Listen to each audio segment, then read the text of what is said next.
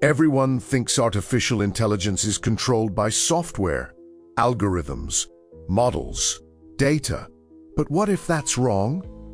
What if the real control point of AI is not digital at all? What if the entire AI industry depends on a single island? But here's the uncomfortable part. We've seen this pattern before.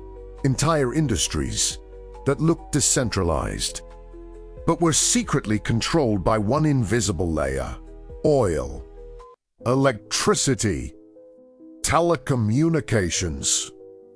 In every case, the real power was never at the surface.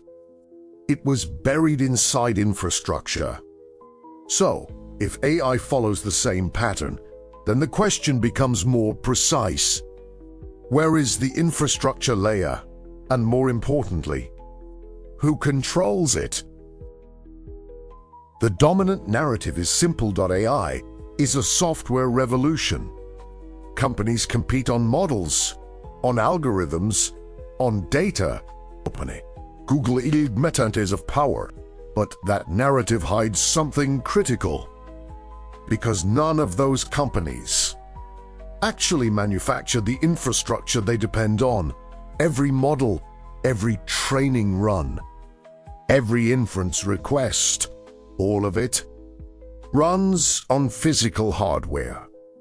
And that hardware is not evenly distributed. It is concentrated, extremely concentrated. So the real question is not who builds the best AI. The real question is who builds the machines that make AI possible. Because software alone does not scale intelligence. It amplifies it, but amplification requires energy, compute, physical execution, and that changes everything. Because the moment intelligence becomes compute-bound, it stops being a software problem and becomes an industrial one. To understand AI power, you have to leave software behind and enter the world of semiconductor manufacturing. Because AI runs on chips, not just any chips, advanced logic chips, designed for extreme parallel computation. GPUs.ai accelerators. High-performance processors. But designing chips is only half the equation.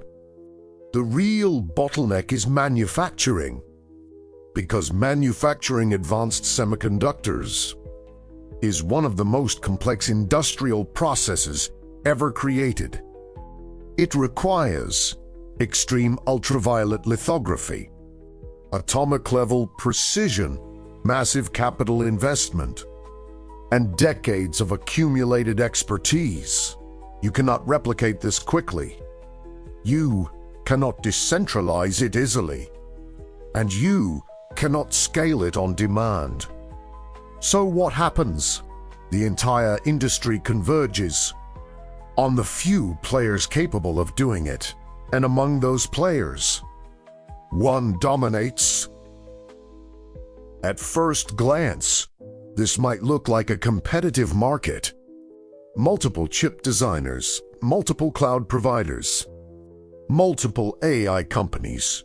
But when you trace the system backwards, something strange happens. The diversity disappears. Paths converge. Dependencies stack, until eventually, they all lead to the same place. But here's what most people still underestimate. This is not just a supply chain, it's an accumulation of constraints. Each layer builds on the previous one. Design tools, materials, equipment, manufacturing processes. And at every layer, there are fewer players, fewer alternatives, less redundancy. So by the time you reach advanced manufacturing, you are no longer in a market. You are inside a funnel. a funnel that compresses optionality and concentrates power, because every upstream dependency reduces downstream freedom, and AI sits at the very end of that funnel. And this funnel effect is not accidental. It's the result of decades of specialization, each company focusing on one layer, optimizing it, scaling it, until the system becomes hyper-efficient, but also hyper-dependent.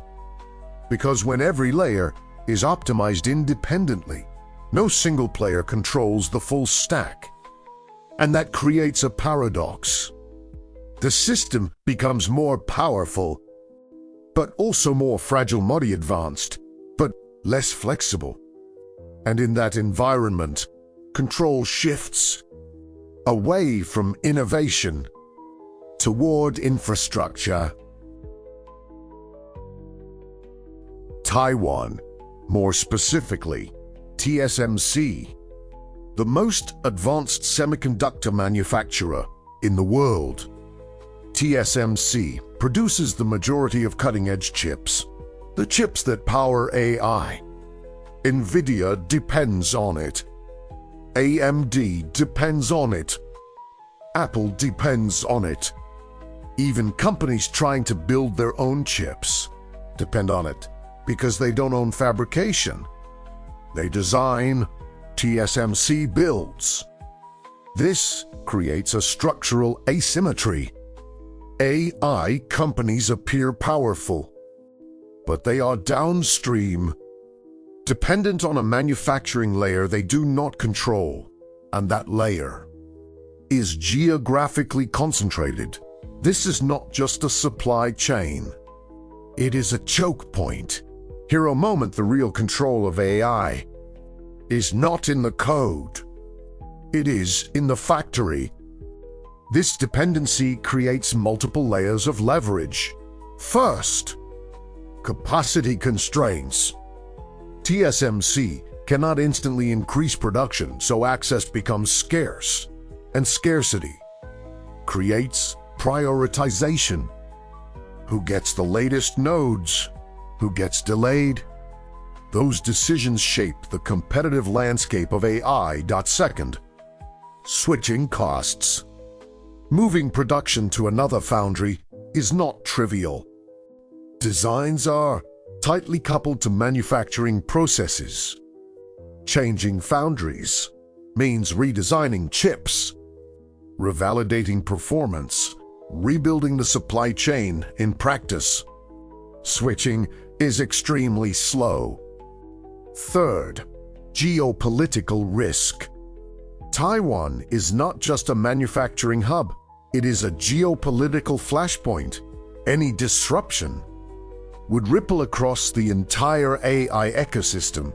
Here, the most advanced technology in the world depends on the most fragile point in the system.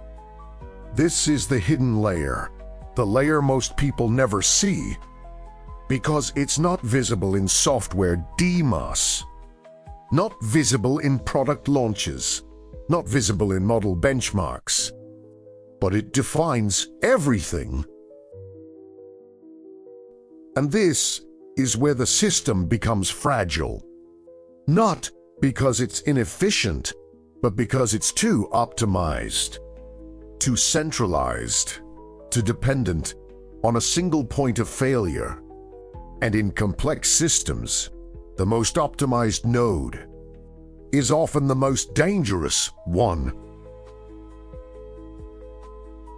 So now the question changes, not who builds the best AI, but who controls the bottleneck. Because in industrial systems, control does not come from innovation alone. It comes from constraint. And Taiwan sits at the center of that constraint.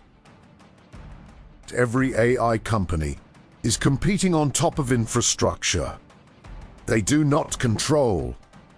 This reshapes how we should think about the industry, because the winners of AI are not just the ones with better models.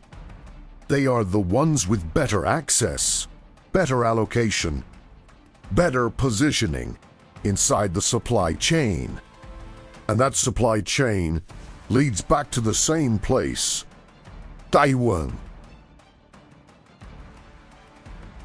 So this is no longer just a technology story. It's a control story, a dependency story, a geopolitical story. Because if one node controls the flow of compute, then every other player is operating within its constraints, and constraints define power. And this leads to a final implication, one that most discussions about AI completely ignore. We tend to think of progress as something drive better models, better algorithms, better architectures. But in reality, progress is constrained by what can be built, by what can be manufactured, by what can be scaled physically. And that means the ceiling of AI is not defined in code. It is defined in factories. Artificial intelligence looks like a digital revolution, but underneath, it is an industrial system. A system defined by capital intensity, manufacturing constraints, and physical infrastructure. And in that system, power concentrates, not where the code is written, but where the chips are made. The future of AI is being decided in a handful of factories.